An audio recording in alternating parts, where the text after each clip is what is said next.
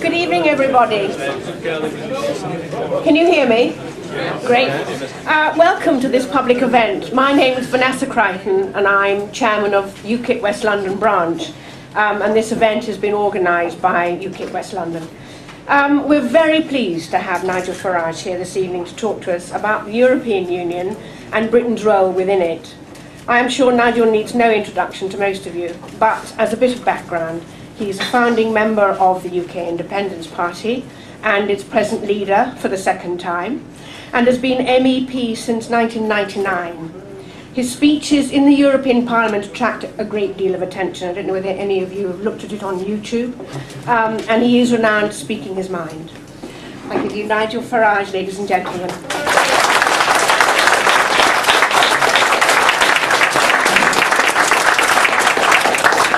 Well, good evening, everybody. Good evening. Can you hear me loud and clear? Yes. Good. If I get rid of that, can you still hear me loud and clear? Yeah. Good. We'll dispense... Sorry? No. Gosh, the heckling starts early in West London, doesn't it? Vanessa, thank you for that short, accurate and kind introduction. And it's a pleasure to be here. Looking at these faces here, I feel rather more at home, and I suspect I may have a rather friendlier audience than I normally have in Strasbourg once a month when I get up to do my bit. I think it's probably quite fair to say that with Mr. Barroso and Herman Van Rompuy, I am not necessarily flavour of the month.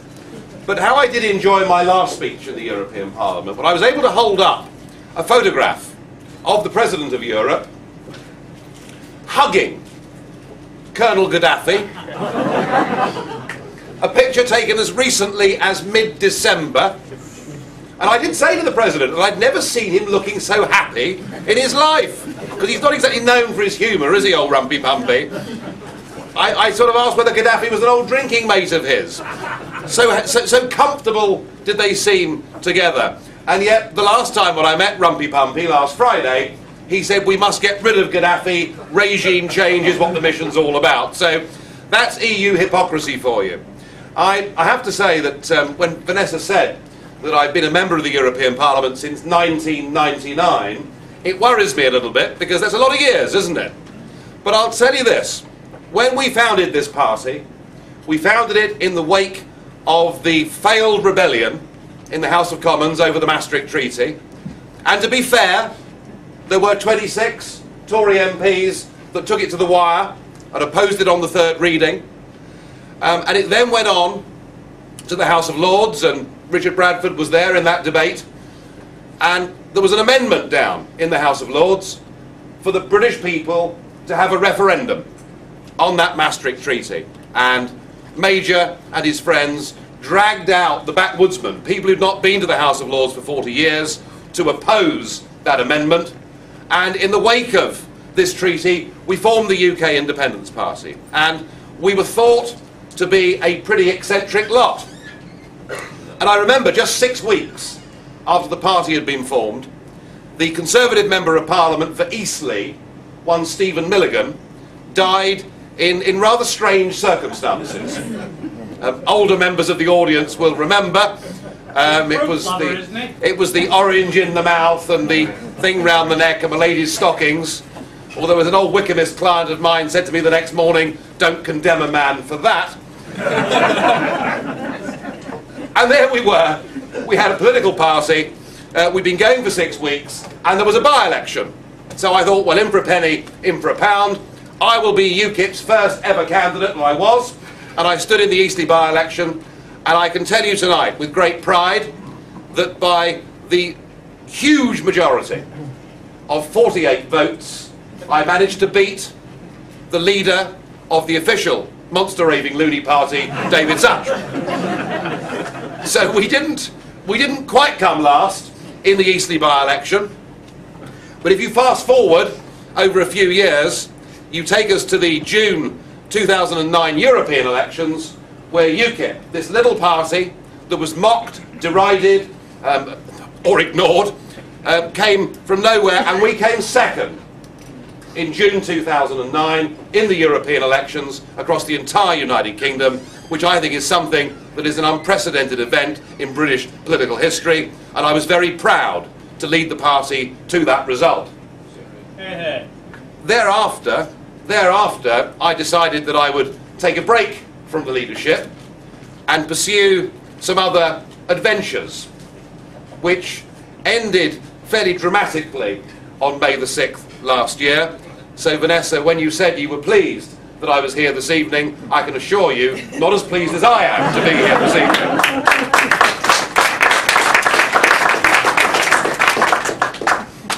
I've come back to the job, and what is happening now with UKIP is that potential that we've shown in European elections, where people have tended to lend us their vote for that election, but go back to their normal party for a local election or a general election. What is now happening is increasingly people are saying, no, we are UKIP voters, and we will vote UKIP in all forms of elections. And I must say, it was a great fun night in Barnsley just a few weeks ago to see the faces of the Liberal Democrats, but even better, to see the faces of the Tories. They looked absolutely downcast, and there they were with their big rosettes, and of course the new Tory logo, which is this, well, it looks a little bit like a sprig of broccoli, doesn't it? I'm not quite sure. Was it vote blue, go green? Or, my goodness only knows what it all means. But I did suggest to them that perhaps they should change the logo and have a wind turbine there instead, just to finish off their popularity once and for all. I think what's interesting is that for most of UKIP's life, we have had a Labour government. And millions of people out there who may naturally have supported many of the things that we've stood for have said, well, Nigel, we agree with you. You're absolutely right, but we can't vote for you because we want to get Labour out and we want to get the Conservatives in. And they saw that as a bigger priority than voting UKIP. And in fact, since 2005, people have been saying to me, yeah, Nigel, but you know, just wait till David gets in. That's what they used to say. Just wait till David gets in. You'll see what a good Eurosceptic, patriotic leader of this country he will be. Well, David is in, isn't he? And, well, or should I call him Cast Iron Dave? The man that wrote in the Sun newspaper that he would give a cast iron guarantee that a Conservative government would give us a referendum on the Lisbon Treaty, and then failed to do so. He, of course, is in coalition with the party that had been the protest party over the last few years, the Liberal Democrats, led by the incredibly colourless Nick Clegg. It's one of the nicer things I can say about him, really. And they've lost all faith, especially with your generation, you know, because this was the guy that stood there with the pledge. He was going to help to reduce student fees, or certainly not vote for an increase in student fees, and he has in fact helped to support a trebling in student fees. And I think we've lost faith in this country, quite rightly in my opinion, with virtually the entire political class.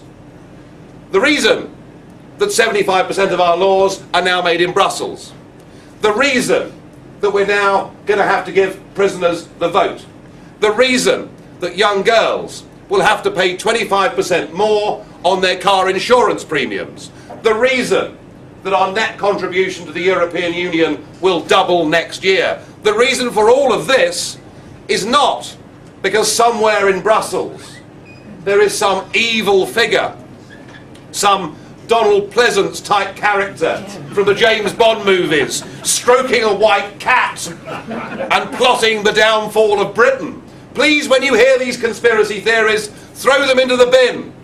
That isn't the reason we're in this mess.